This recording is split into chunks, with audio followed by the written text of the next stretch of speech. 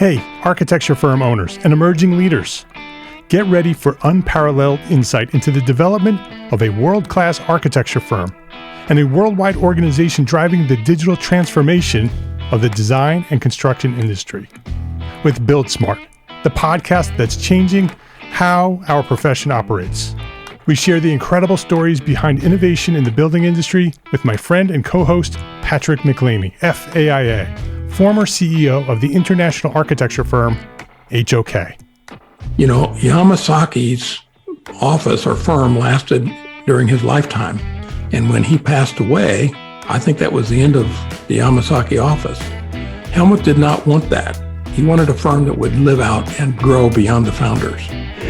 In Season 1, discover the untold stories behind HOK's meteoric rise, from 150 employees in St. Louis to a powerhouse with over 1,900 staff members and 27 offices worldwide.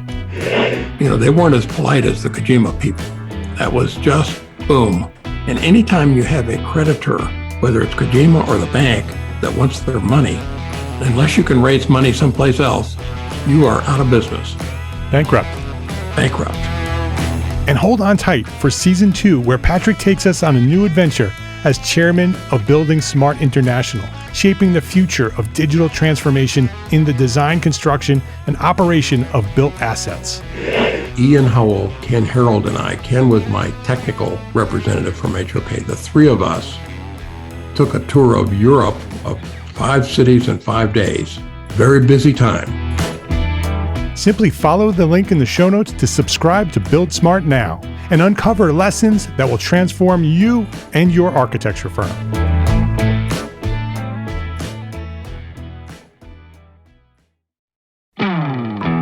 Hey, architecture firm owners and emerging leaders. Get ready for unparalleled insight into the development of a world-class architecture firm and a worldwide organization driving the digital transformation of the design and construction industry. With Build Smart, the podcast that's changing how our profession operates. We share the incredible stories behind innovation in the building industry with my friend and co-host, Patrick McLeamy, FAIA, former CEO of the international architecture firm, HOK. You know, Yamasaki's office or firm lasted during his lifetime. And when he passed away, I think that was the end of the Yamasaki office. Helmut did not want that. He wanted a firm that would live out and grow beyond the founders. In Season 1, discover the untold stories behind HOK's meteoric rise, from 150 employees in St. Louis to a powerhouse with over 1,900 staff members and 27 offices worldwide. You know, they weren't as polite as the Kojima people. That was just boom. And anytime you have a creditor, whether it's Kojima or the bank, that wants their money, unless you can raise money someplace else, you are out of business. Bankrupt. And hold on tight for Season 2, where Patrick takes us on a new adventure as chairman of Building Smart International, shaping the future of digital transformation in the design, construction, and operation of built assets. Ian Howell, Ken Harold, and I, Ken was my technical representative from HOK. The three of us took a tour of Europe of 5 cities in 5 days. Very busy time. Simply follow the link in the show notes to subscribe to Build Smart now and uncover lessons that will transform you and your architecture firm.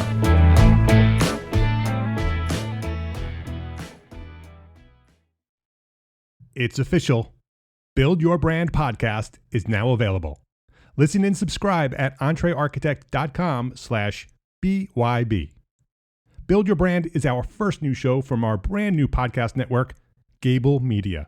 It's a story-based podcast focused on branding, culture, and the art of storytelling for small firm architects. The host, architect marketing expert Jeff Eccles, will tell the fascinating stories behind the best brands in the world, analyzing their journey to the top, and then repackaging those lessons learned as effective strategies for you, the small firm architect, on your way to becoming the best.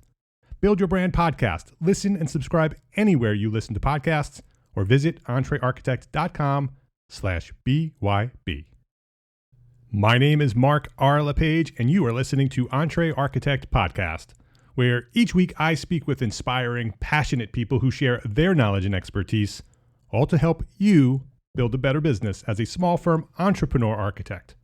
This is episode 314, Exit Planning for Small Firm Architects, with Michael Ringel.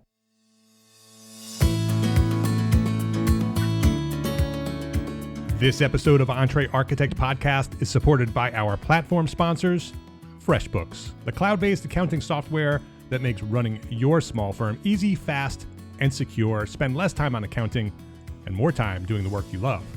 And our friends at ArCat, the online resource delivering quality building material information, CAD details, BIM specifications, and so much more for free at arcat.com. Michael Ringel, welcome to EntreArchitect podcast. Good morning, Mark. Thanks for having me. Looking forward to our conversation today. It's great to have you here. We're going to be talking about a very important subject here that I think many architects know that they should be focusing on. Some may have, maybe somebody listening out there may have started actually doing some planning. But Sure. We're going to talk about exit planning. What do you do at the end? Whether that end is happening, in the next week or so, which is then you're in crisis mode, or, a couple of years from now, or inevitably, somewhere along the line, Michael likes to say that, leaving your business is inevitable. Yes, it is someday. That eventually you're going to leave your business. So you should be planning on it. So let me introduce Michael here. Michael Ringel's mission is to help business owners like us and their families make prudent financial decisions to avoid financial failure. Michael coaches his clients on the academics of investing based upon Nobel Prize economists' investment strategies and theories. He's an expert on exit planning. In fact, he recently just presented an expert training sessions inside the membership on exit planning. So if you're a member, go over there and grab that video and go watch it. If you didn't watch it live, we do that every month live, but the recordings are in your membership. If you're not a member, EntreArchitect.com/join, you can go grab that training session. During the exit planning process, Michael helps his business owners, clients discover their exit objectives. These objectives include identifying how much money they need to receive from the sale of their business in order to maintain their lifestyle during retirement, if that's something you're planning on doing. They'll identify the most effective way to transfer your business and to whom you wish to transfer that business. Three pretty important questions. So, Michael, let's talk about exit planning for small firm architects in this episode. But before we do that, we want to know more about you. Great. We want to know your origin story. Dive as deep as you want to go. Talk about when you discovered your passion for what you do today and share your story to where you find yourself today. Great. Thanks, Mark. First off, I think I'm like most people who are listening to this. My entrepreneurial journey started when I was a little kid. I had a paper route, penny saver route. And in 1984, the government broke up Ma Bell. And we were allowed, it was a long time ago, it broke up a huge monopoly. I was 17 years old at the time, and I saw it as an opportunity to be able to go out and build a business. And I went to the local hardware store. I bought a 18-inch drill bit. I had a drill bit, moped, and a supplier. And I advertised to put extensions, put phones in rooms in people's homes that didn't have them. That's great. Charged $25 to $30 as opposed to the $100 or $150 AT&T charged. And I made a lot of money at age 17 just installing phones. Love it. I love it. And it was a passion of mine. I started helping a lot of people. And from there, went to school, was University of Albany. Either was going to be an accountant or an actuary. Was really great with numbers. And I started my career at Deloitte & Touche and went to a few other companies. And what I realized is my passion was not going to be fulfilled in those companies because, like most of the people on this podcast, I was an entrepreneur at heart. And working for a big company didn't really make a difference in the world. So I decided to go back to school, went to NYU and got my master's. And To the chagrin of my parents, I didn't go back to corporate America. I actually wound up starting a company, was a partner in a company very similar to what you're doing, is we built entrepreneurial support groups for business owners. Because like you've recognized, the biggest issue that most entrepreneurs face is the issue of isolation. Right. They have nobody to talk to about the different issues and challenges in their business. They may have had the entrepreneurial seizure that Michael Gerber talks about in his book, The E-Myth. Yes. And, decide that one day they're going to open up a shingle and start helping a lot of people. So we built these communities to bring people together, to mastermind, to learn, to share ideas. And what's fascinating, it really wasn't about getting new business. It really was about all the other issues that you face in running and operating a company. That's kind of what attracted me to, your mission and what you're doing, which is really helping all of these small entrepreneurs who are really trying to pursue their American dream. Right. Because if you think about it, what we're trying to do going on our own is not only have a mission to help people, but also to create cash flow for our families, cash flow as we start a business. And what we're going to talk about a little bit later today is producing cash flow when you decide to leave your business. So, we did that for about 8 or 9 years. We franchised it to a few markets, had a radio show called Let's Talk Business. That's where you get it. That's where you get the voice and the. That's it. You're good at this. Yeah. So thank you. So we got out there and we were really making a difference in people's lives. And like most shoe cobblers who really have worn shoes, we gave people a lot of advice of what they should do in their business. And then we started having some partnership problems. Some greed got in the way. Mm-hmm. Some partners wanted to take the business in one direction. We were not on the same page when it came to vision, and we broke up. And what was fascinating was we had a buy-sell agreement that was never signed and executed. Mm. So I was able because you trusted one another. We did. Yeah, we did. We had a sophisticated lawyer draw up these great papers, and everything was going great. And that was the time to sign the papers. Yep. So if you're a business owner that has partners, when everything is great, that's when you actually execute those documents, because nobody's going to want to sign an agreement when there's infighting. Yeah. And so I was able to leave. The other partners were fighting over money and the name of the company. And I decided to go into the financial world so that it could really make a difference in people's lives on a more granular level. And working with entrepreneurs and business owners, what I've discovered was that we have a passion for what we do every day, but someday we're going to leave our business. And we'll talk about the 3 different ways you could leave your business. And I've seen too many business owners in my career not do the proper planning for whatever reason, and then it ends up a huge mess. And I'll share some of those stories with you a little bit later in the podcast. Yeah. This is going to be interesting. I wanted to bring you on the podcast. The expert training session was fantastic. I think it opened up the eyes of the people who were watching it.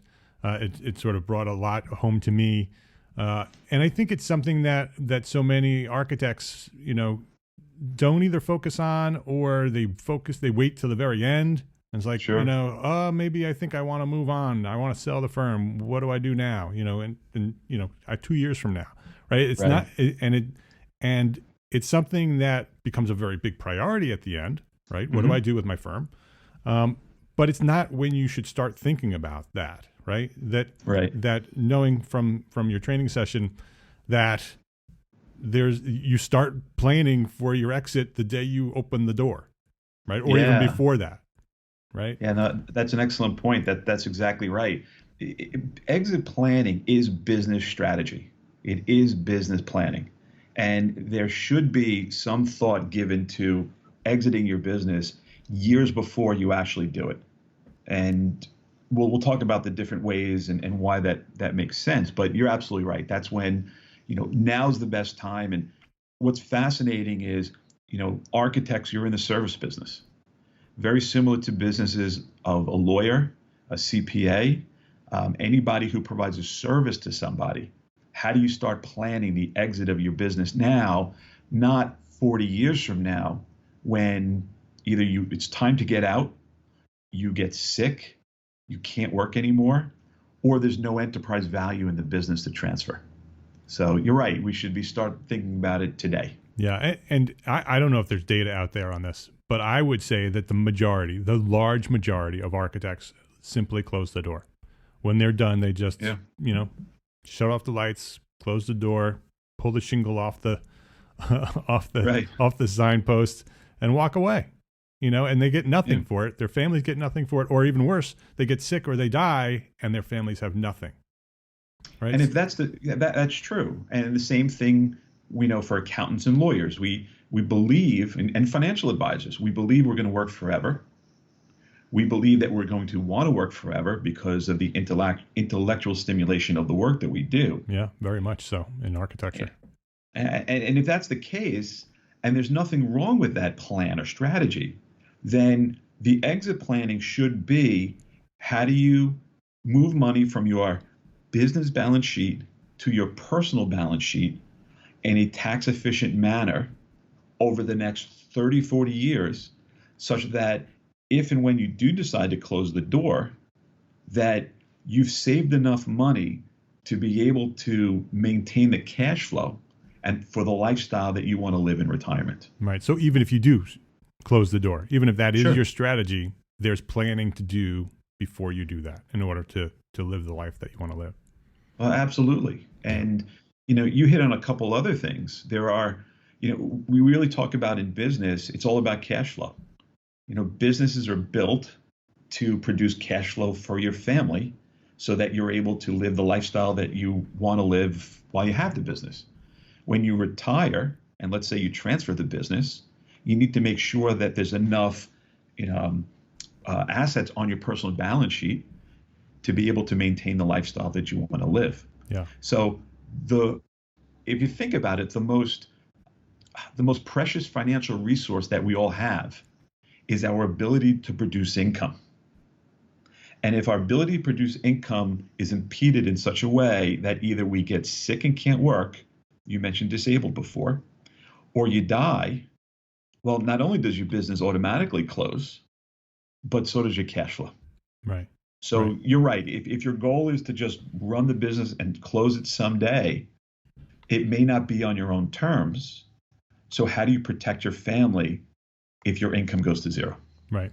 Let's start at the beginning. Let's go big picture first. Let's explain what exit planning is and why we should be focused on it now. Yeah. So exit planning, as I mentioned, is business planning. It is taking a look at what's going on in our business lives and what our vision and mission is going to be.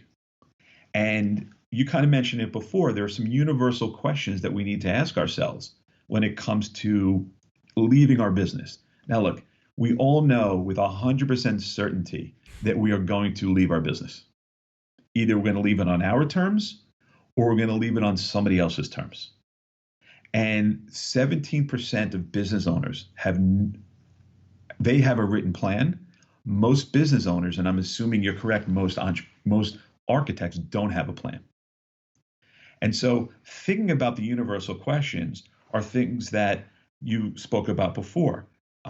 When do you want to leave your business?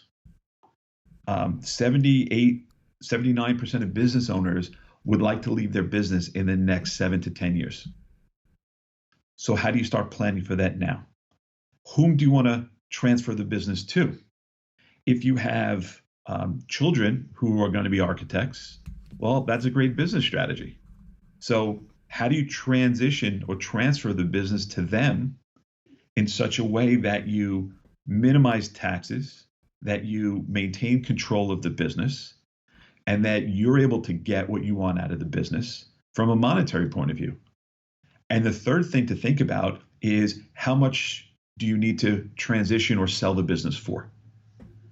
And most business owners don't know the value of their business. right? They know the value of their IRA, their 401k, but they don't know the value of their business, especially if they're building enterprise value. So one of the things that we do in the work that we do is in a non-disruptive way, we help business owners get a valuation for their business to give them some sense of what it's worth. So the three universal questions are, when do you want to sell your business or transition it? To whom you want to transition the business? And how much money do you need to be able to come into your personal financial world from your business to maintain your lifestyle? Okay. So when, to whom, and how much? Those Correct. are the three essential questions that you need to ask and answer. You know? Yeah.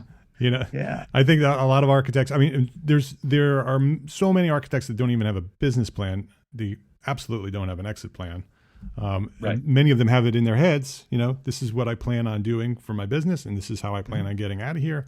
But it's really important to write them down. So write these three questions down and actually answer those questions. And that's the beginning of the process of exit planning. So Michael, let's look at this as sort of a hypothetical. Let's say somebody listening out there, she's 40 years old. She's been in business for 10 years. Okay.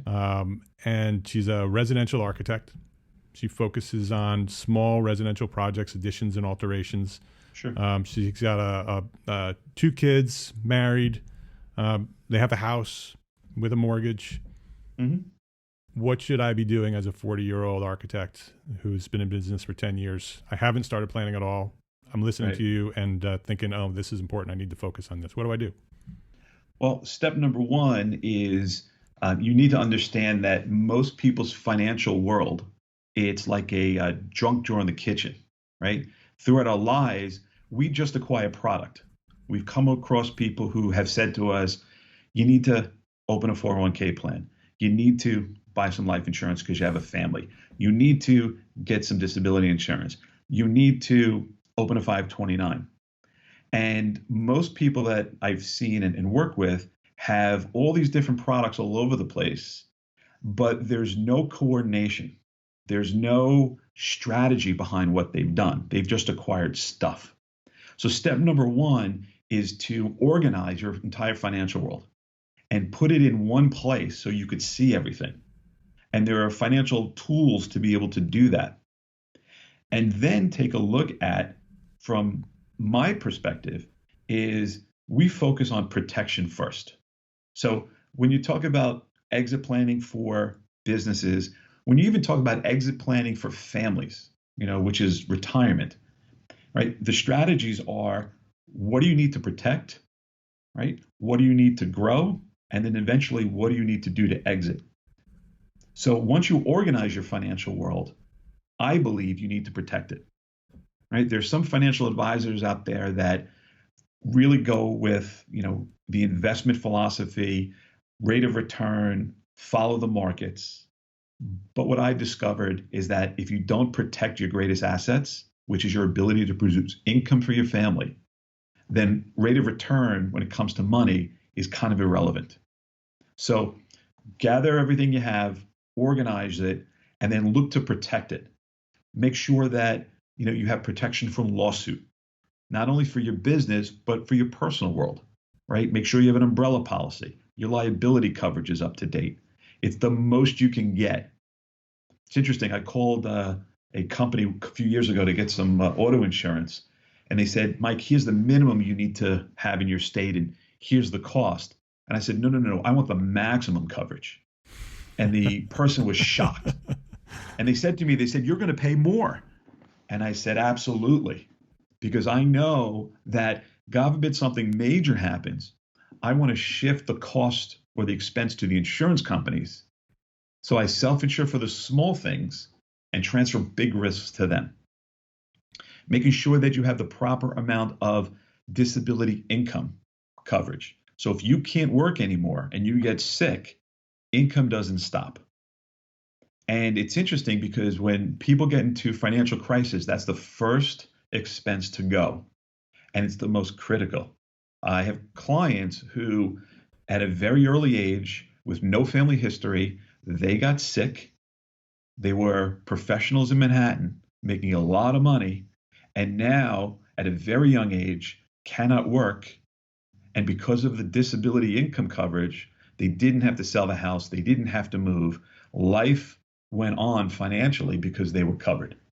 If they didn't have it, it would have been detrimental to their family. Then you need to make sure that you have wills and trusts set up. And then finally, making sure that you have life insurance. And life insurance should be the most possible death benefit available. And then you should talk about the different types and then where it should be positioned.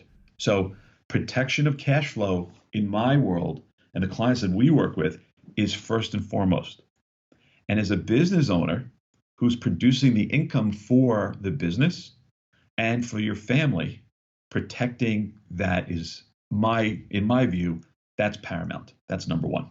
Yeah, and I'm listening to you say this, and I know there are people listening right now saying, "Nope, I'm not protected." And it started at the head shaking was starting at the organization. Yeah. That you bought this policy because somebody told you to. You set up an IRA, because somebody told you to, and then you have a traditional IRA and a Roth IRA, and then you got a 401k, and then and through now I'm 40 years old, and I have all these different bank accounts and different financial statements coming through, and none of them have any relation to any of the others. And then you get into protection, and you go down the list of insurances that we should be looking at and being concerned about. And, Sure. I think a lot of us are probably not doing that either. We will return to our conversation after this quick break to say thank you to our platform sponsors, FreshBooks and ARCAT. 192 hours. In case you're wondering, 192 hours works out to 2 business days per month. Why the math? Well, if you're an architect and you're using FreshBooks cloud accounting software, that's the amount of admin time you can save every year. How? FreshBooks is so fast and easy to use that it changes the way you deal with your paperwork. FreshBooks is the simplest way to be more productive, more organized, and most importantly, will get you paid faster. You can create and send really professional-looking invoices in under 30 seconds. When you email a client an invoice, FreshBooks can show you whether they've seen it, which puts an end to those guessing games. If waiting for a client check in the mail is slowing down your cash flow, with literally 2 clicks, you can set yourself up to receive payments online. Oh, and your clients will love paying by credit card straight from their invoice. FreshBooks helps you avoid having that awkward talk with your clients about past due payments. FreshBooks automatically sends late payment email reminders, so you can spend less time chasing payments and more time working your magic on the drafting board or on the computer. If you have any questions whatsoever, FreshBooks' award-winning customer service is amazingly helpful, super friendly, and zero attitude. Plus, a real live person usually answers the phone in 3 rings or less. To claim your month-long unrestricted free trial, go to EntreArchitect.com/FreshBooks and enter EntreArchitect in the How Did You Hear About Us section. That's EntreArchitect.com/FreshBooks. Have you been to arcat.com recently? It's the #1 most used website for finding building product information. Their powerful search tool allows you to choose what kind of information you want, like CAD, BIM, specifications, and only get results with that data. ARCAT is also constantly fine-tuning their search engine to make sure that you keep getting the information that you asked for. And of course, it's free. It requires no registration, no login, no credit card.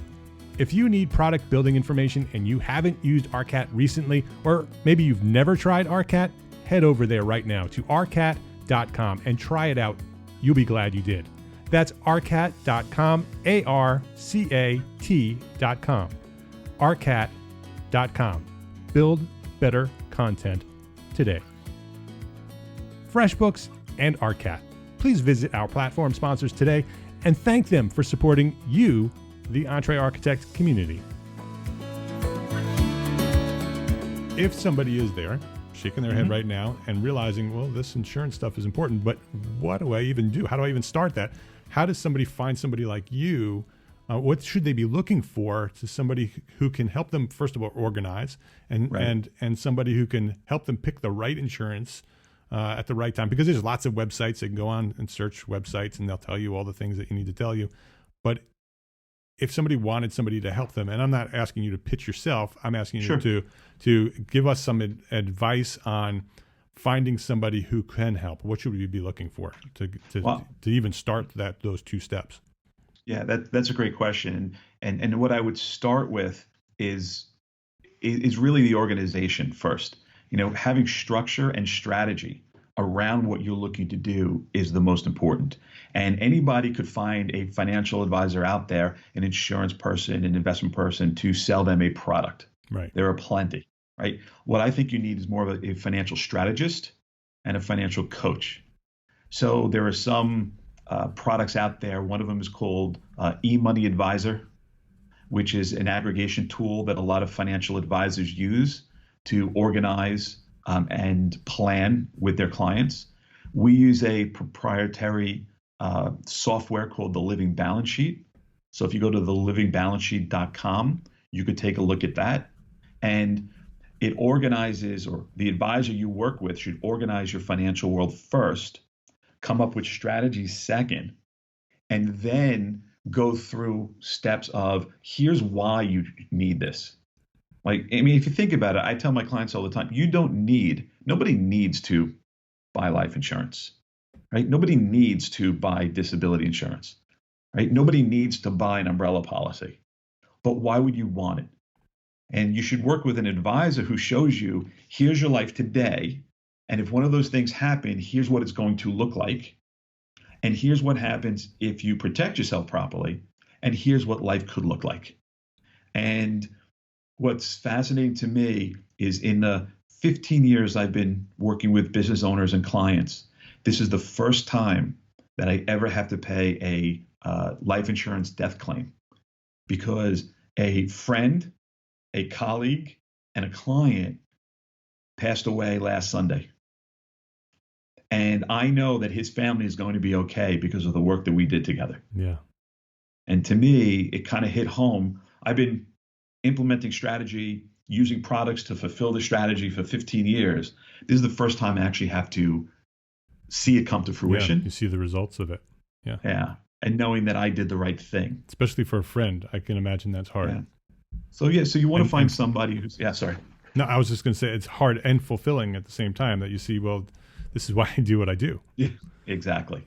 Right. Exactly. So that's what I would recommend. I would find somebody who's more of a strategist first, and then uses product to implement those strategies second. Right. Is a financial strategist, because I think when we get into this world, there are a lot of people out there who just want to sell you products because that's how they're making money. They get commission on what they sell, right?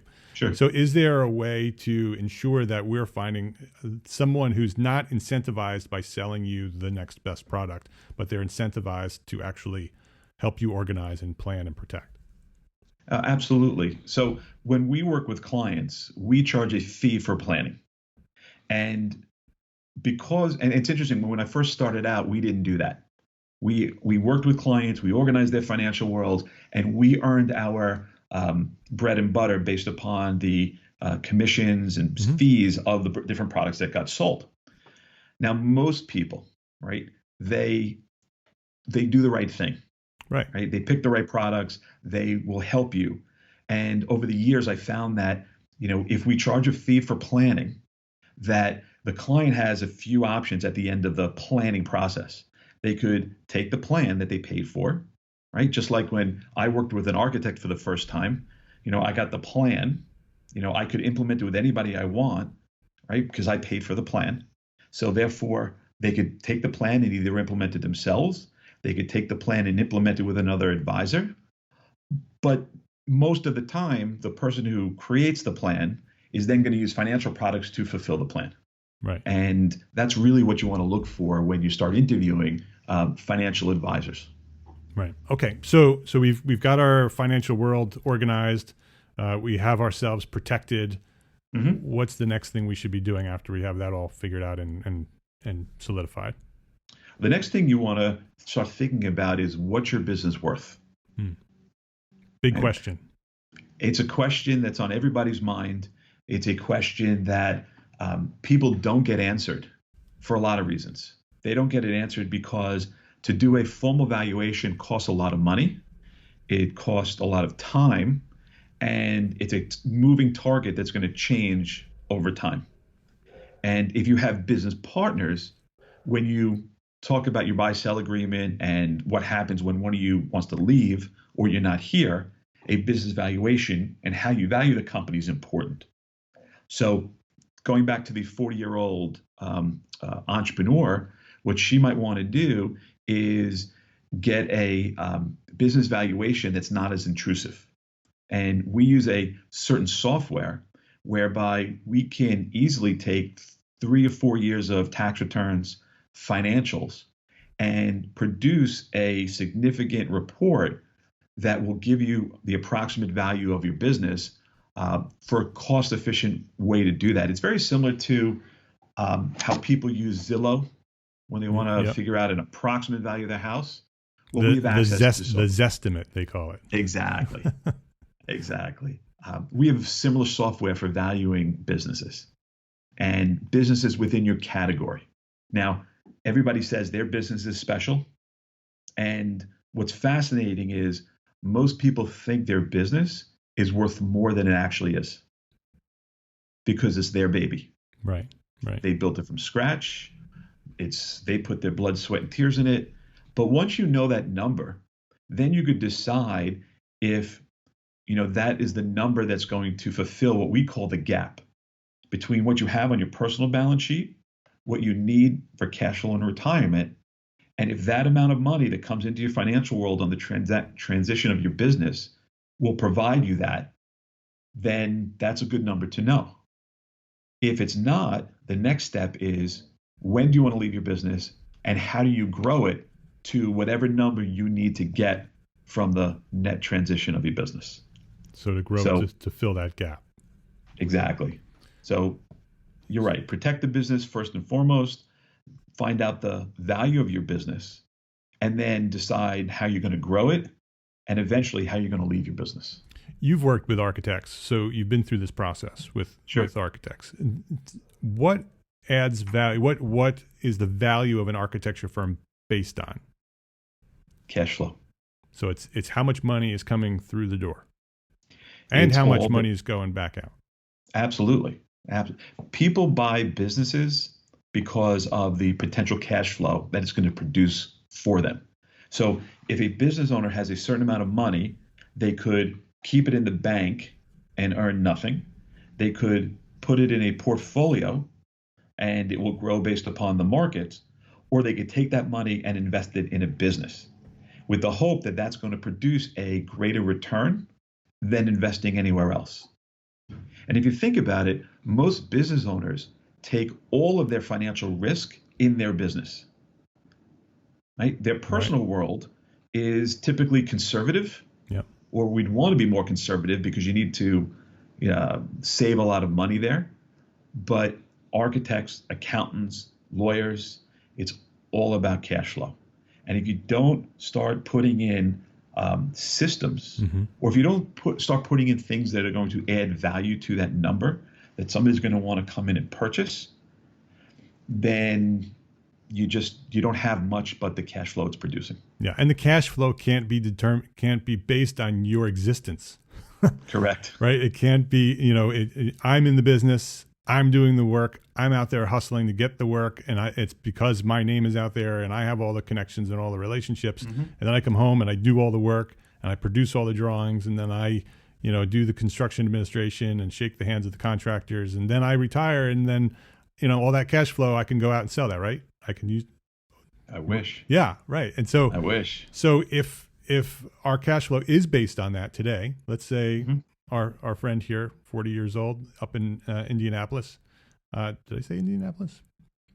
Well, it doesn't matter. We'll have to go back and check. That may have been the last episode. Yeah. It's a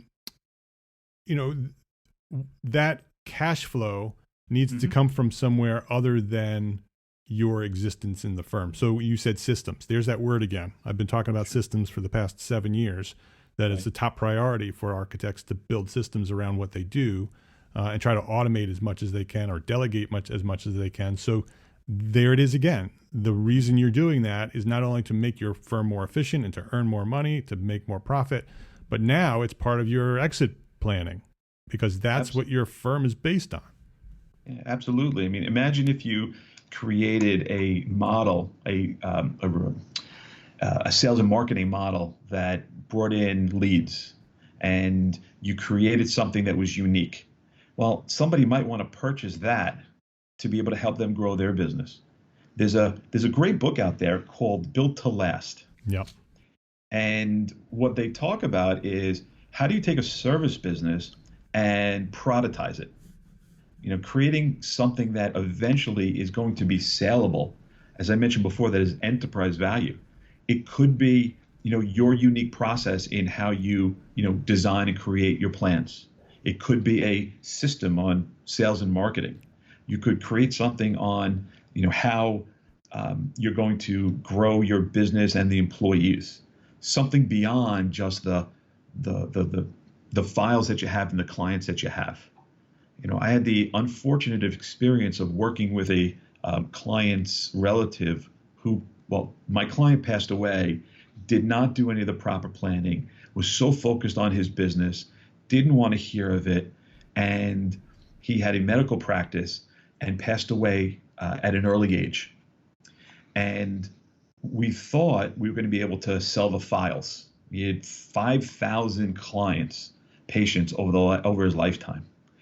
And what we discovered was, without a formal handshake introduction from one doctor to another, saying, this doctor's going to take over my practice in the next 5 years, 2 years, 3 years, that without that handshake, those 5,000 clients were basically worthless to anybody else. And the equipment was worth a little bit. Yeah. So unless you start building something else of value besides the work that you do, then understand that that's your business model. You do the work, you bring in the work, you do everything. So the strategy should be save as much money as possible in a very tax efficient way, such that the day that you close your door, that you're going to be able to have that cash flow. Right. Right. Yeah. And so the systems add value to your firm. Sure. A brand also adds value to your firm, right? If you're a recognized brand in the region for doing additions and alterations, that's something that someone can come and purchase from you and then continue and implement your systems that you've built. And now you have something worth selling, right? Now you have that cash flow is being generated through a process that you've created rather than the work that you do. Yeah, maybe the brand is not your name. Yeah, absolutely. Accountants, architects, anybody in the service business, they use their name. But once that person is not there, law firms are famous for it. They have named partners who don't practice law anymore. In fact, they may not even be here anymore. Their brand, they can't change the name of the firm because they're known in the marketplace as that brand. So you're right, branding is an issue that, business owners need to think about. And it may not be, the Mike Ringel exit planning company. It may be exit planning for something. So yeah, I agree with you. And I think architects traditionally have always been, Smith and Smith architects. Mm-hmm. But I think in the last 10 years, as architects are becoming more savvy about marketing and branding, that they see the value of coming up with brand names that then that becomes an asset. And I'm a judge, sure. I'm a jury on the business plan competition for Charette Venture Group every year. And every year, more and more business plans that are coming through the competition are branded with a brand name rather than the architect's name. And I would say maybe even this year, they may have all been branded. Interesting. As I'm thinking about it. Yeah. And so I think that trend is moving in the right direction. All right. So now we've organized, we've protected, we've determined the worth, the value of our firms. We've made sure that we have some business systems in place. the cash flow is moving along. We're all happy because our firms are working successfully, because now we've built these. We can actually enjoy our firms because now we have these systems. That's a side another reason for doing it. So now that we have this worth and this value, what do we do now? What's the next step? Well, now we really go back to, how do you want to leave your business? Right. And there are 3 ways to leave a business. You could exit by transferring to an insider, and that would be maybe a partner, a child, maybe a group of employees. And there's certain strategies to be able to transition the business to an insider that are tax efficient. If it's not done properly, you could be doubly taxed, anywhere I've seen up to 50 to 60% on the money. So really need to be careful on how you transfer the business that way. You could sell to an outsider, merge a larger firm. The benefits of that is typically, they've got the cash, they'll give it to you up front. You may have to sign a consulting agreement for a period of time, but I'm assuming that most business owners would like to get as much cash up front as possible. Because if you transfer it to an insider, the challenge there is most people don't have the cash flow or the cash to buy the business. So where does it come from? Well, it comes from future cash flow of the business, right? Could from a loan from the bank. And if you're the business owner and you've worked 40 years in your business, you want your money. And if you rely on, a partner, a child, and if that business goes south for some reason, even though they have a note that they owe you, if there's no cash flow to pay you, then that could be a problem. So you have a lot of risk there. And the third way is you die. You work in your business until you can't work anymore, you pass away. And if you're not properly protected there, then, the business has no value, the doors are closed, and, your family moves on. So 3 ways to exit a business: transfer to an insider, transfer to a third party, or die with your business. Right. So if you die with your business, or you just close up, your end of your career, and you're tired of it and you just want to be done, and you haven't sold it to an insider or an outsider, and you just close the doors, that you still need to have that strategy in plan, right? Absolutely. Your personal balance sheet needs to have that transition has had to have been planned in order to be able to do that. Is what I'm trying to say. Yeah. No, absolutely. So if that is your plan to eventually close the doors, then along the way, strategically taking money from your business balance sheet to your personal balance sheet in a tax efficient way, in a sufficient way, protecting that cash flow is important. This way, when you decide to close the door, that there's enough money on your personal balance sheet to be able to have enough cash flow for the rest of your life. Yeah. What I love most about the idea of exit planning, for one, it's the right thing to do for you and your family, but also probably the freedom and the flexibility that it allows you as a business owner. That as your business evolves and as your business grows, you're not so dependent on doing things one way or another way. That you've put in a plan, which is the beauty of a business plan, but also an exit strategy. That as you get older and you're ready to move on, or you have this other great opportunity, we talk about these side hustles and this other great opportunity that I might want to pursue. Maybe I have this new passion and I would love to just shift all my focus on that. Well, if you've done this planning, you have the flexibility to say, let's find somebody to buy this firm. Look at all the value that I've built here. I'm ready to go. And originally I planned to wait until the end, when I'm 60, 70 years old, but now I'm 45 and I have this other great opportunity, but I'm ready. I can go and I can sell it to an outsider or transition it to an insider because I've done the work up front. I think that's a great point. The term that we like to use is become future ready. Yeah. For those other opportunities that may come along the way, the possibilities that most of us can't even fathom or see right now, and being in a position to be able to transition your business. When I do business presentations and workshops and breakouts at different conferences, one of the things we do is I send around a blank check, and I ask people to write in the number that they would accept today if somebody came along and said, I'll give you this amount of money for your business for you to walk away and pursue something else. Now, you know as well as I do, most entrepreneurs have that entrepreneurial spirit and are going to do something else. We're not going to sit on the beach. We're not going to move to Boca. We're not going to join the tennis club and play tennis all day. And from what I understand, pickleball is the new rage down in that area. We're entrepreneurs at heart. The analogy I like to use, and one of my role models is my uncle, who is a good dentist, but a phenomenal entrepreneur.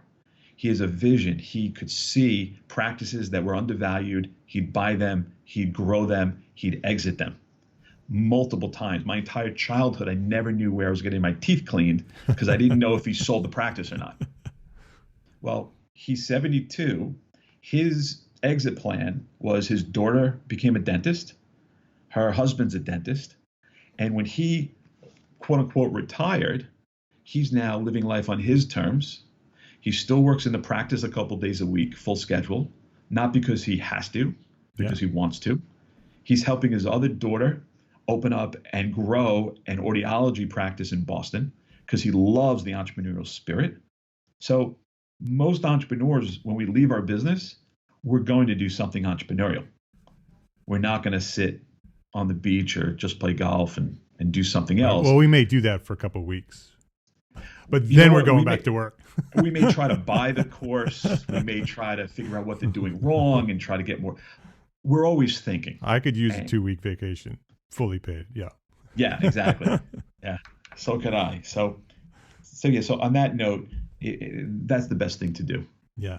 Yeah. So is there anything else? We've been through organization, we've been through protection, valuing, just getting through the transition strategy and what we're going to do. So we're planning on that transition. Sure.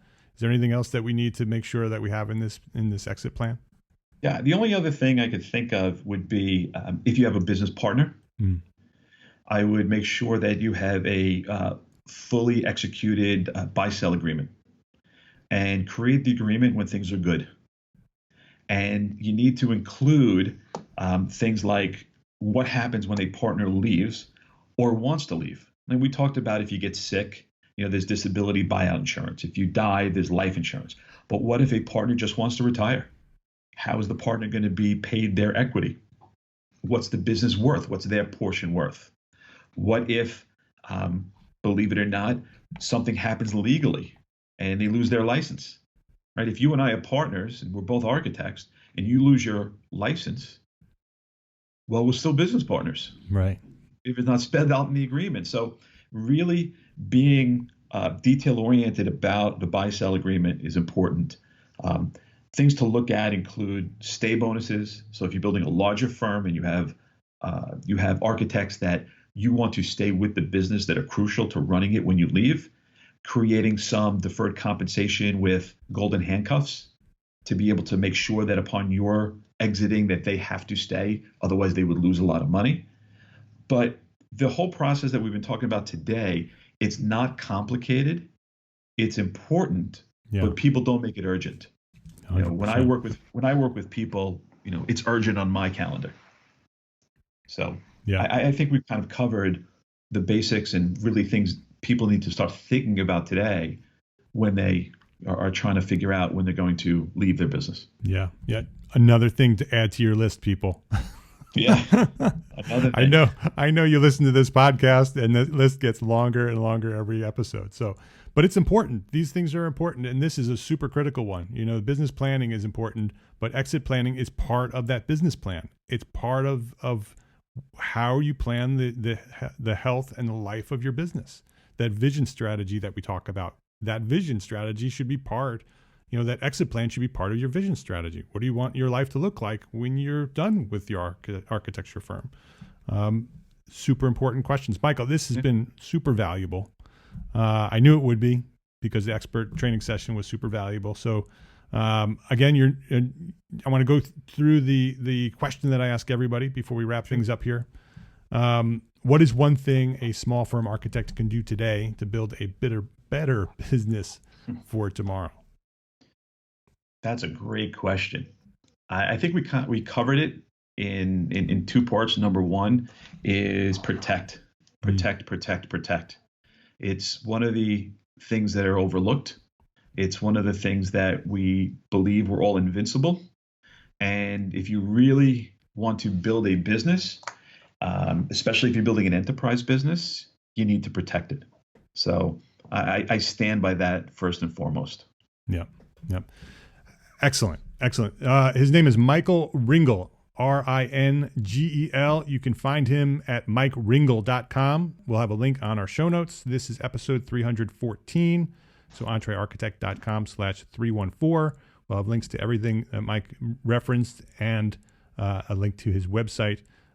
Mike, is there any what's the best way if somebody's listening and wants to pick your brain some more and get some additional information? Maybe somebody wants to work with you. You're based in New Jersey, right? I'm based in New Jersey, but I work nationally. Okay, great. Using technology, it's able to help entrepreneurs around the country.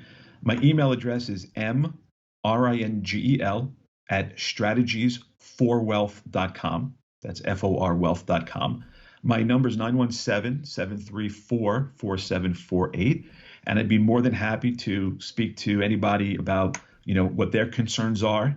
There's no fee to have a consultation and pick my brain and ask some questions. In fact, we have a whole bunch of white papers to send to people. So if somebody sends me an email or sends me a text to that number, I'd be more than happy to send some free white papers and some business planning tools, whether or not they choose to engage us or not.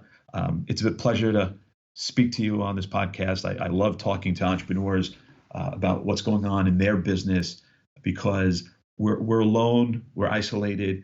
I love what you've done as far as building your business and helping business owners realize that, the best way to learn is from other entrepreneurs who are further along the curve than they are. So, thank you for inviting me, and I look forward to continuing our work together. You're welcome, Michael. I appreciate you for being so open and sharing your knowledge, not only here on the podcast, but in the membership. And you're a very generous person, and we've had conversations offline, and I appreciate you for all you do. So thank you for that and for sharing your knowledge here today at EntreArchitect Podcast. My pleasure. Thank you. You have been listening to episode 314, and this is an important episode. This is one of those episodes that you might want to come back to over and over again and remember what Mike has said and sort of go through the process. This is EntreArchitect.com/episode 314. All the show notes will be at that link, and that's the link to share with a friend. This is an important one. Send this one to a friend right now and say, hey, you need to start planning for your future. EntreArchitect.com/episode 314. Hey, and before we head out, I have some important news to talk about. I wanted to let you know that enrollment for EntreArchitect P2P Profit Workshop, our new profit workshop, is scheduled to start on Tuesday, March 24th, and enrollment will close on Friday, March 20th. It's my third year teaming up with my friend Steve L. Wintner, AIA Emeritus, to present our intensive multi-week financial management training program for small firm architects. The financial management system that we teach at the workshop is the same system published in the AIA Architect's Handbook for Professional Practice, and it's the same system that Steve published in his book, Financial Management for Design Professionals, that he co-authored. So it's the system for architects. If you don't earn 20% profit every year as a small firm architect consistently, year after year, then you need a better plan. And we'll show you how to build that powerful profit plan for your small firm, and you'll finally take control of your firm's finances at the EntreArchitect P2P Profit Workshop. Learn more today at EntreArchitect.com/profit workshop. Go there and just check it out. See what it's all about. EntreArchitect.com/profit workshop. I want you to take control of your finances so you can build a better business and you'll be a better architect. EntreArchitect.com/profit workshop. My name is Mark Arlepage, and I am an entrepreneur architect. I encourage you to build a better business so you can be a better architect. Love, learn, share what you know. Thanks for listening. Have a great week.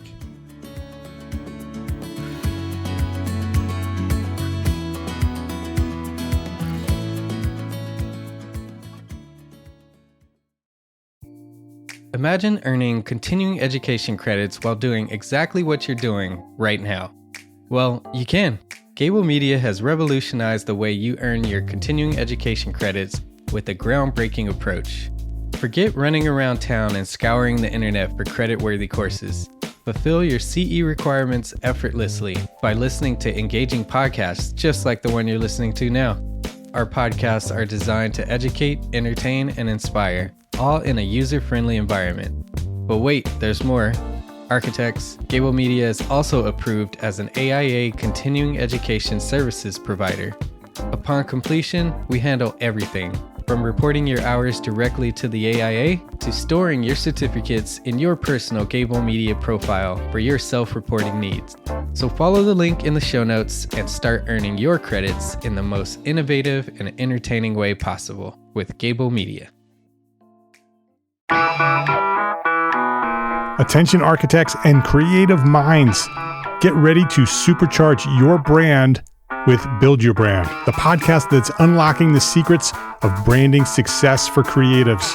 Hey there, it's Mark Arlepage, founder of EntreArchitect, and I'm inviting you to join my friend, architect marketing expert Jeff Eccles at Build Your Brand podcast, where he explores the captivating stories of the world's top brands and transforms their lessons into powerful moves for small firm architects and creatives like you.